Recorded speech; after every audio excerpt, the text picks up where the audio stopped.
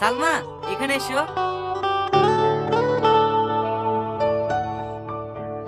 এটা কার জন্য? হাস একজন। তোমার পছন্দ হয়েছে? হ্যাঁ, ভালোই তো। এটা প্যাক করেন। একটু তাড়াতাড়ি বাড়ি চলো না, মা আবার বকাবকি করবে। সেই দুপুর বেলায় বেরিয়েছি। এই তো হয়ে গেছে, ঘোরা তো হয়ে গেছে। এবার সোজা বাড়ি চলে যাবো। স্যার, কত হলো? 8,300। এই নাও। জামাটা কিন্তু খুব সুন্দর। আপনার গার্লফ্রেন্ডের জন্য নাকি?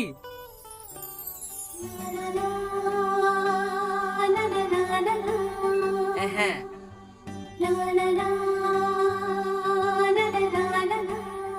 থ্যাংক ইউ স্যার, আবার আসবেন।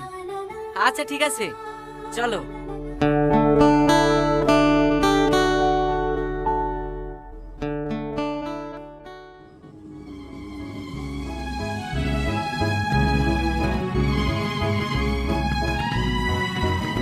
থাকো, আসছি।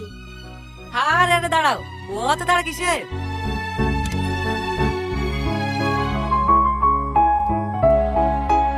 এই নাও ধরো। এ কি, আমাকে দিচ্ছ কেন? এটা তোমারই জন্য।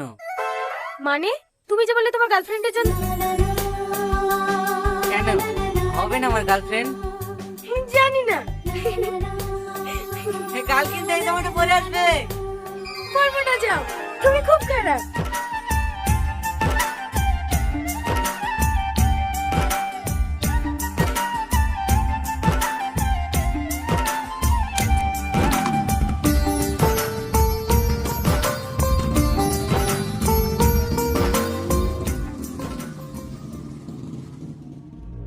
নাটকটা কিন্তু তুই বেশ ভালোই করেছিস।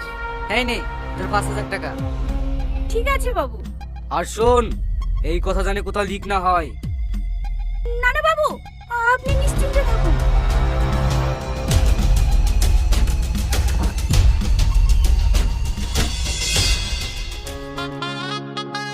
আমার একটা মাত্রই ছেলে।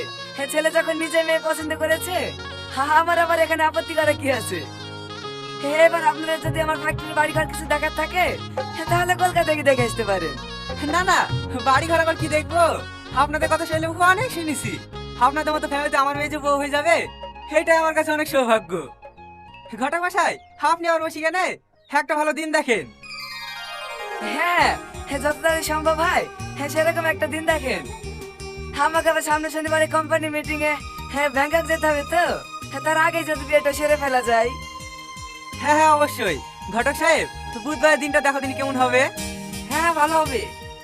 তাহলে ওই দিনটা ফাইনাল করো। এই রাজা, যা আজ কি ফির কাট গেল সবাই ফেলগা। কি হলো ভাই, মিষ্টি খাচ্ছে না কেনে?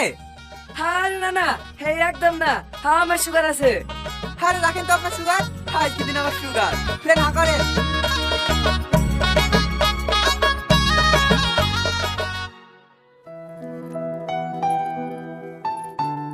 এই সাথী, তোর একটা খাতা দে না, আমি খাতা নিয়ে আসতে ভুলে গেছি। আমার তো একটাই খাতা। তুইও না। এই টনি কোথায় গেছে রে? ওর পেট খারাপ করছে তো, বাইরে গেছে। টনির ব্যাগটা দে তো একটু, খাতা নেবো।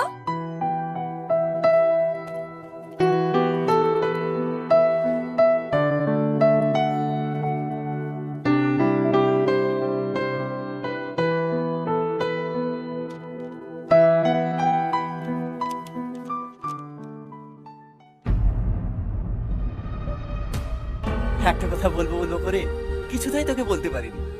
আজ 5 বছর হয়ে গেল আমাদের সম্পর্ক। সত্যি কথা বলতে, আমি প্রথম থেকেই তোকে ভালোবাসি। একটু একটু করতে করতে কখন যে তোকে এত ভালোবেসে ফেলেছি আমি নিজেই জানি না। এখন একদিন তোর সাথে দেখা না হলে আমার মনটা কেমন অস্থির হয়ে ওঠে জানিস। আমি সব সময় জানাল দিয়ে তাকিয়ে তাকিয়ে দেখি, এই বুঝি তুই এলি। আর তখনই ভাবনাগুলো আসে, আমাদের এই স্কুল, আমাদের এই বন্ধুত্ব, এটা তো আর সারা জীবন থাকবে না। তখন আমি তোকে ছাড়া কিভাবে থাকবো? তাই আর ছোট্ট কাগজের টুকরোতে লিখেই ফেললাম আমার এই অগাধ ভালোবাসার কথা। সত্যি বলছি, আমি তোকে অনেক ভালোবাসি, আমার জীবনের চেয়েও বেশি। সবশেষে আবারও বলছি, আই লাভ ইউ সালমা।